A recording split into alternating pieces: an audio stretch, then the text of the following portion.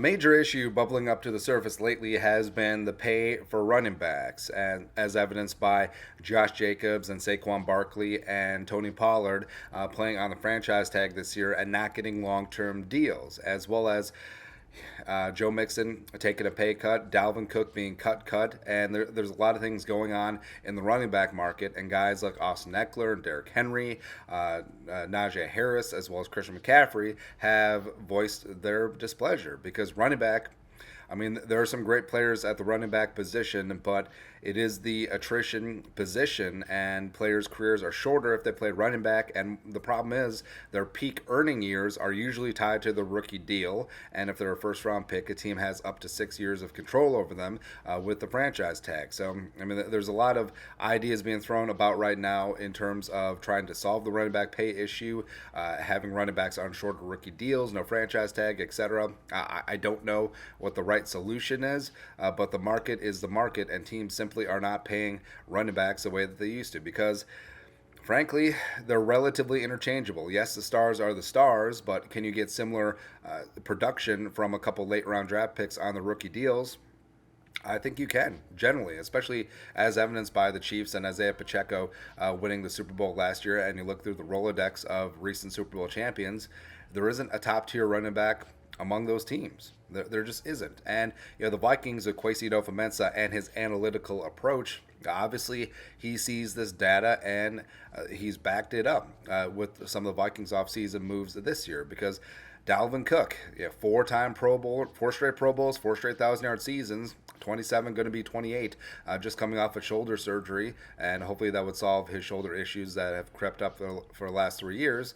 And a lot of people around the league see a guy that still has Pro Bowl potential and was going to earn his $10.4 million base salary, but the Vikings obviously saw otherwise. They released him, even though he has $2 million guaranteed, and he hasn't been able to land a significant contract anywhere in the league as of yet. With training camps creeping up, time is starting to run up. But Kwesi and the Vikings, they made a decision where even as good as Dalvin has been over the last 2 seasons, they moved on. And Kwesi has restocked the running back room with his guys. So he re-signed Alexander Mattison, who did not draft, but he re-signed to a 2-year, $7 million deal. And his base salary this year is only $1.1 million.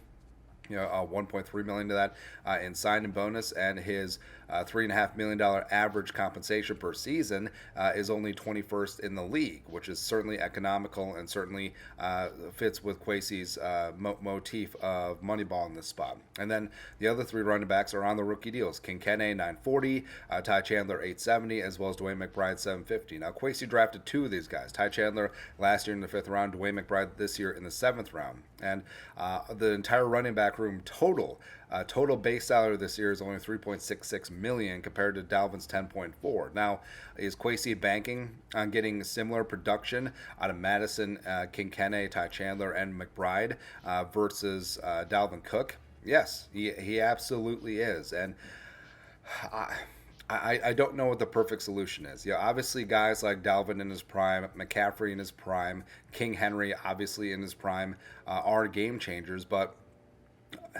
how are teams going to balance paying a guy top dollar when you can get similar, not same, but similar production off of low drafted, low salary, younger players, and especially in a position where the average career is over by 27, 28?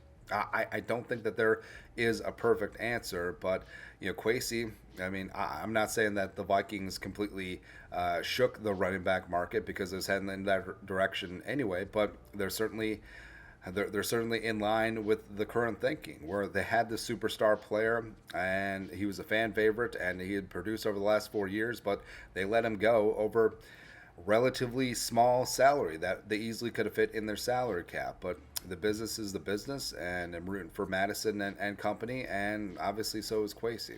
And this is a trend that could continue where maybe running backs don't get those big contracts anymore. Maybe they do have to settle for Madison second tier style deals, and otherwise they're just going to be replaced by younger guys. And again, there's no perfect solution, but I don't know, man. I don't know. But your thoughts are thoughts. Did the Vikings break the running back market?